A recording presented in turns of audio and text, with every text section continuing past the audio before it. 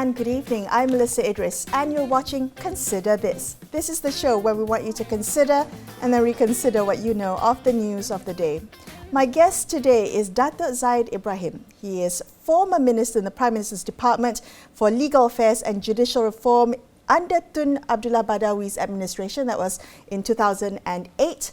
And more recently, he was on the legal team representing Najib Razak at the Federal Court for the final appeal against his SRC international conviction. Zaid, thank you so much for joining me on the show today. I appreciate your time being here. I do want to begin our conversation. I mean, I'm sure it's been a very eventful few weeks for you, but I think for many of our audience at home, they're quite curious to know why you decided to take the case in the first place.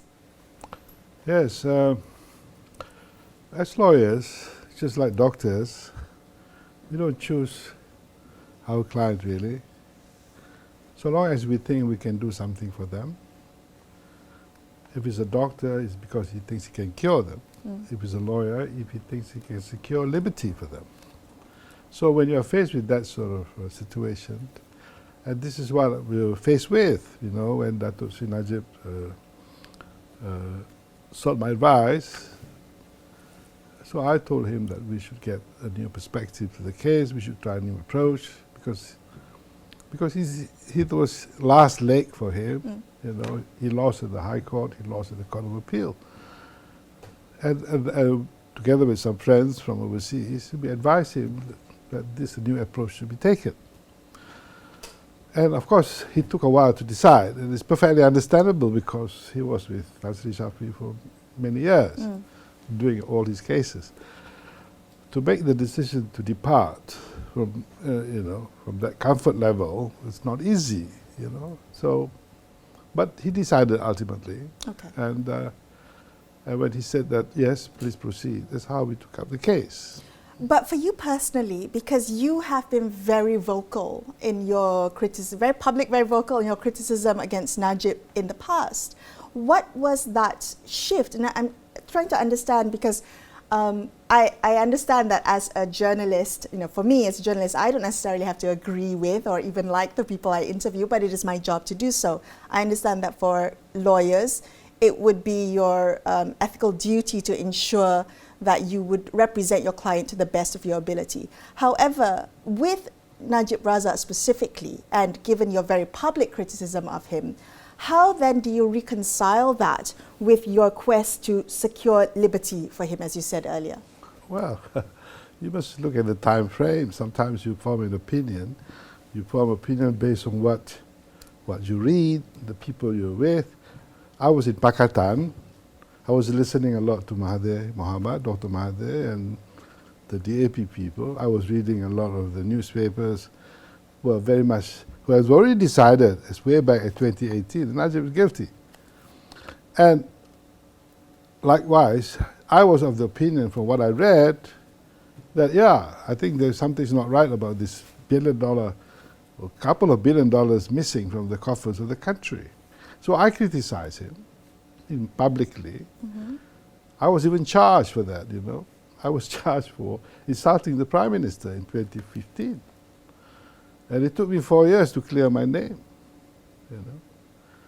But after his SRC trial, after I listened to the evidence and the way that it was done, I felt there was something fundamentally wrong here.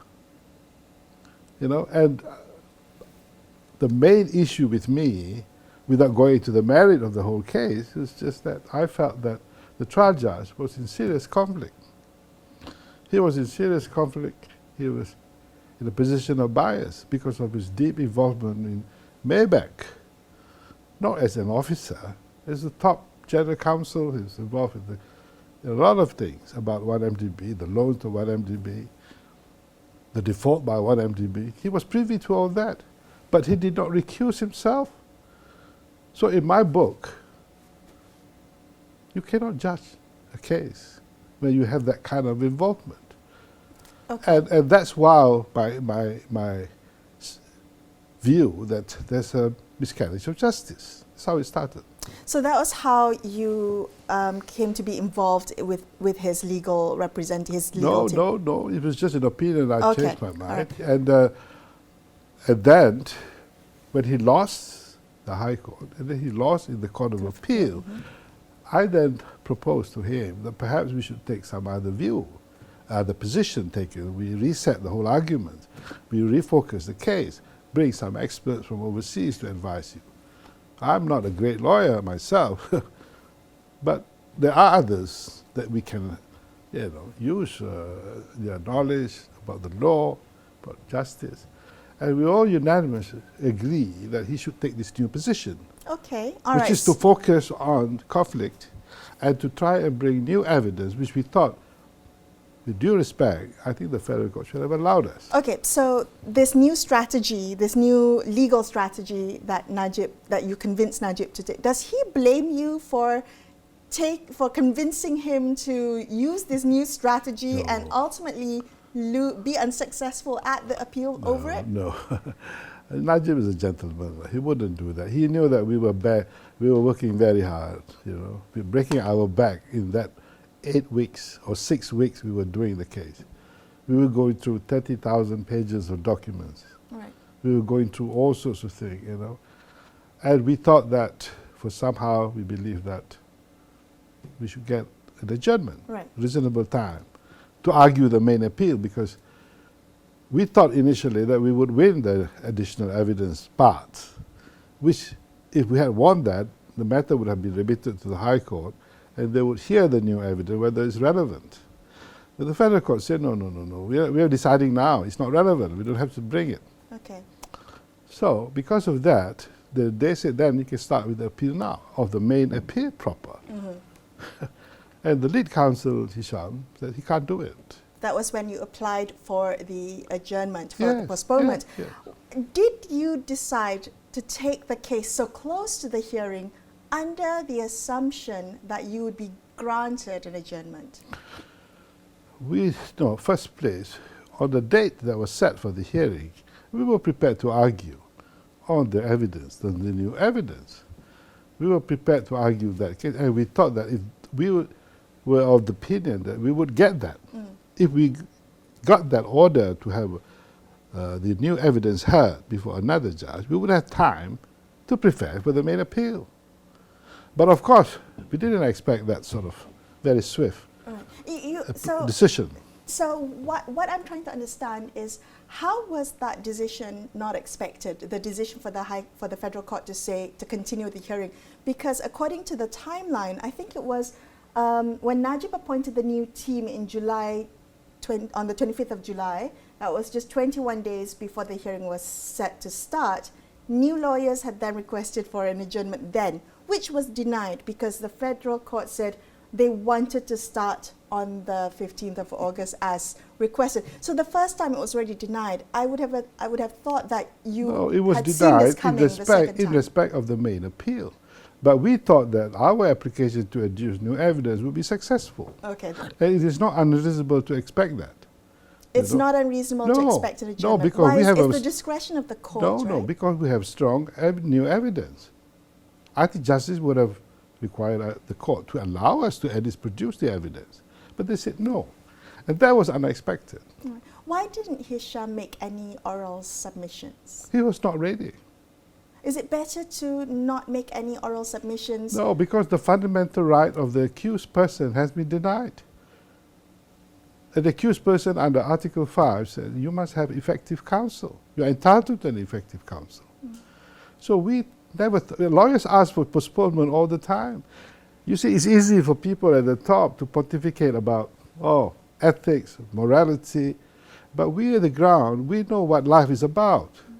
The difficulties of accused person, the problems they face. And therefore, you have to look at each particular case on its merit. You cannot have a general rule that says, okay, we are not going to postpone, regardless. I think that's wrong. Okay. It's harsh. Right. I thought that the idea of reasonableness or fairness, I thought it's the same for those in the dock and those upstairs. Okay, so, surely that is not true. I'm going to get you to expand on that, but I want to tread carefully here because I don't have any legal training. I don't quite understand where the parameters are, but I'm very curious to know what you mean when you say that it was a, quote, unusual legal process, questioning Putrajaya's decision to allow leeway in certain cases. You cited the Niki Liao case and then the Vincent Tan's case, Vincent Tan's son's case as well. No, it is a question. It's not just the court. The whole criminal justice system must operate on the same formula. What did you mean by that? I'm trying to understand where is the double standard? The double standard is the prosecution should have supported our request.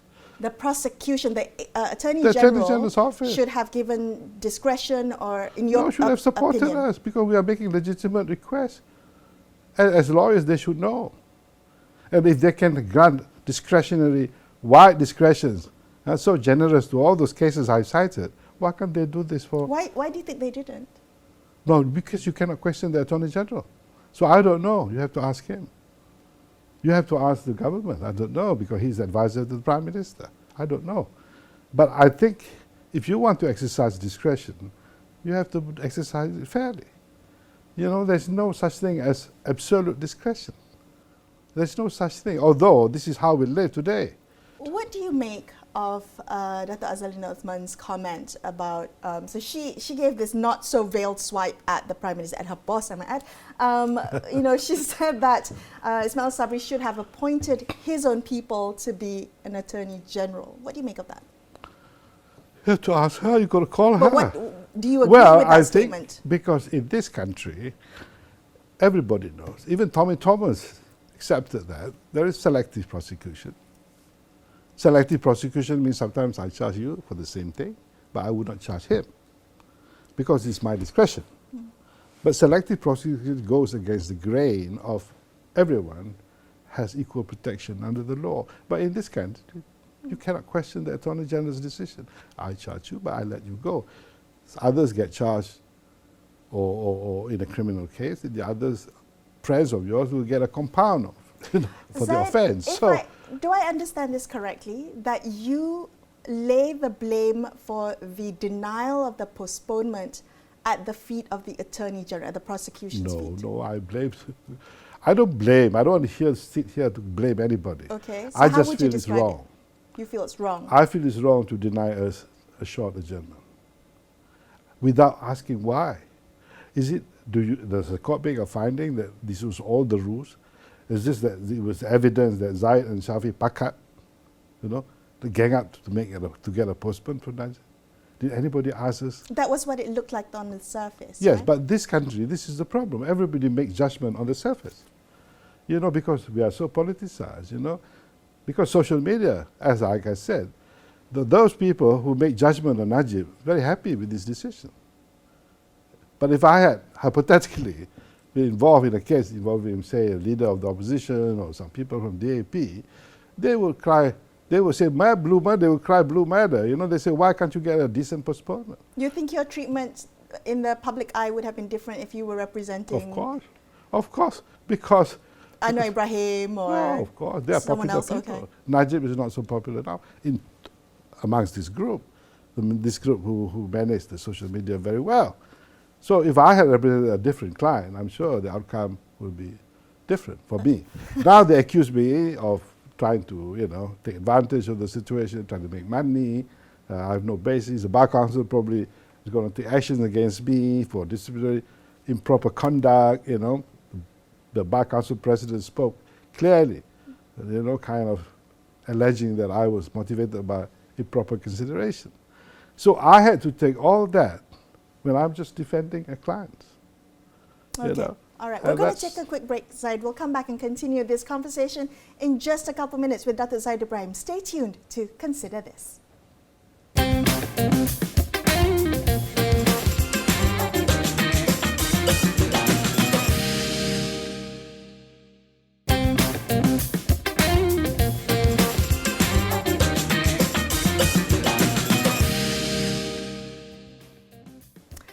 Thanks so much for staying with me on Consider This. I'm Melisa Idris. My guest today is Dr. Zaid Ibrahim. He was one of the lawyers who was in Najib Razak's legal team in the unsuccessful appeal in the final SRC case in the federal court. So let's talk a little bit about what's happened in the last weekend at the Umno special meeting.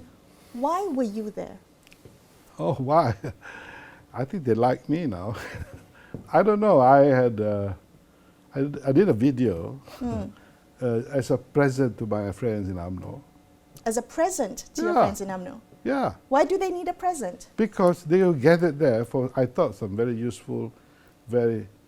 to support Najib's to support, no, not release? To support justice. They wanted a fair trial. We know that. So I thought I should give my 2 cents for them. So I did a video the night before. I just put it on YouTube. Oh, sorry, I just put it on Facebook. Facebook. But somehow, it was well received. And that's obviously because they invited me the next morning to come. Okay. So I came and be a spectator. Your presence there means that you are now affiliated with the party. Are you an UMNO member now? Yes, I'm a member of UMNO. It's a wonderful present for me, Merdeka. So now I can start again my political career, my political pursuit, and I want to end successfully with UMNO and Barisan Nasional. You started your political career with UMNO. In year 2000, became Kota Baru UMNO Division Chief, and then from there moved on to PKR for a short while. So after PKR launched Parti Kita, after Parti Kita moved on to DAP, and now we've come full circle again with UMNO. Help me understand why you think the UMNO of today is different from the UMNO of 2008 when you left. No, I didn't leave in 2008. Okay. I was sacked. You were sacked in UMNO, but you essentially parted ways with the party, right? You see, I've always been true. I may move from place to place. I may gravitate from Party A, Party B, Party C. But I never waver. My pivot is always about right and wrong, about justice, about the rule of law. And in the course of the pursuit of that dream, I was looking for a political platform that suits me. And UMNO suits the rule of law and justice? Yes, wait a minute, let me explain. Sure. Because I was with them for many years. There were many good things that they did. Of course, there were excesses as well. And that's why I had a problem with them. You know, I had a problem about my advocacy for removing ISA for many years, and which, of course, finally, Datuk Seri Najib removed the ISA. I was very much against their Ketuanan Melayu, you know, this Malay superiority entitlements policy. This is Mahathir's doing. I thought that would be not good for the Malays because that will not make them competitive. And once you have a sense of entitlement, you're not going to be good for the nation building because you're going to discriminate against others. So there were a lot of issues in UMNO. I was against Hudud, the only UMNO fellow who spoke about it, you know, at the expense almost of my own election because Muslims don't like people who don't like Hudud. But I wasn't going on the religious ground, I was going on constitutional ground. So there were many things that I've always strive for, and I was still the same. I think the situation in the country now has gone back to worse. We are so polarized. People don't talk anymore. People just use hate. People just use social media. People make judgments without really knowing what it's all about. And we are going further and further. And the politicians are busy trying to get into the action without really offering anything substantial. So I hope, I may be wrong, I hope that the reason UMNO invited me now is probably because they see that there is room for people like me. Otherwise they wouldn't have. But I will not change. No, I believe in this principle. I believe that consensus politics is necessary in this country.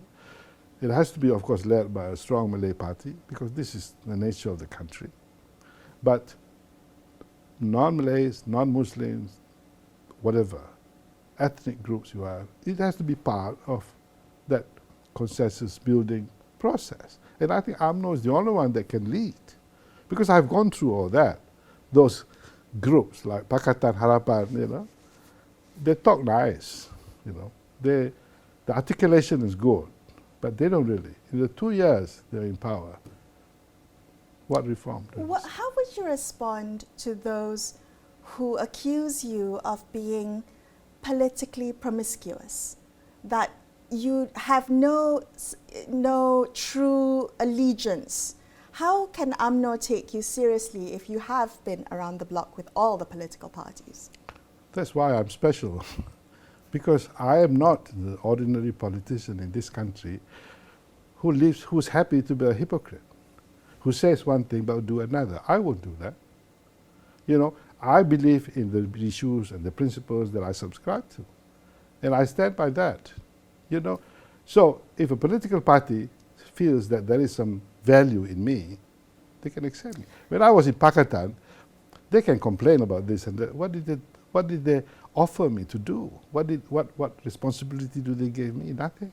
Would you consider the role of being a bridge between Pakatan Harapan and Barisan Nasional? No, I'll be a bridge to the people of this country. I think the political schisms in this country, it's beyond one man's job.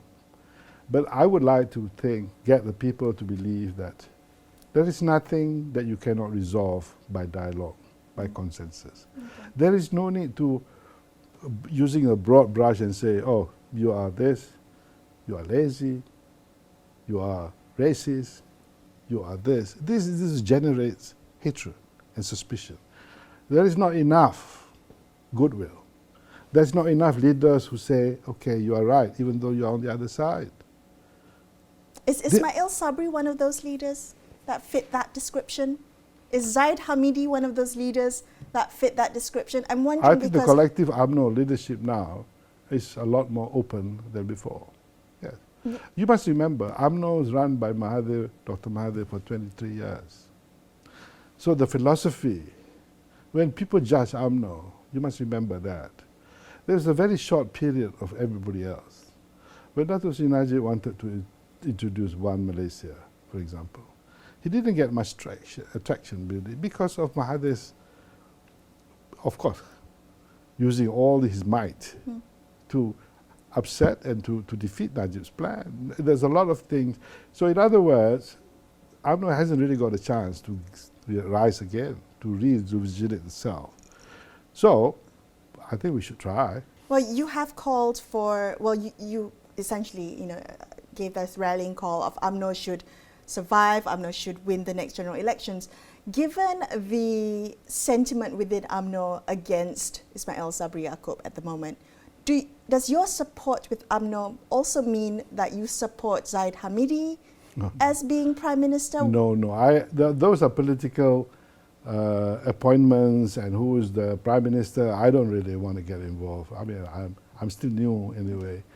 I want UMNO because I feel that they can provide that solidarity. They can provide that energy and the strength to bring everybody else on board and institute real reform in this country. Because if you bring the splinter groups who talk about reform, they can't do it.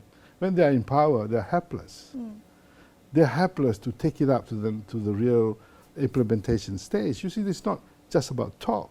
It's not about just what's your ideology. It's about implementation and getting through.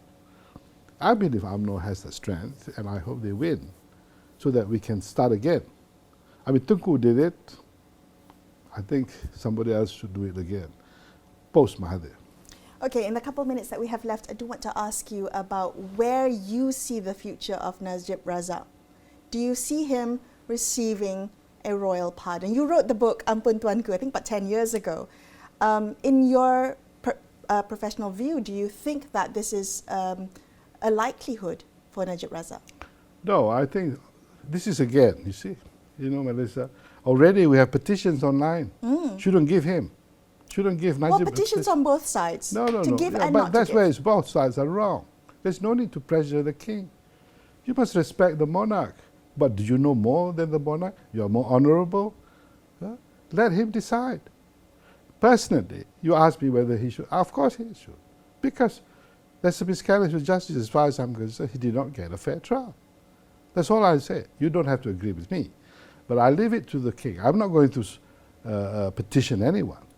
You know, I cannot be so presumptuous that I know everything, that the wisdom is the monopoly of this person alone. Leave it to the monarch. Let him decide. If he gives a pardon, then he walks out. If he doesn't, he stays there.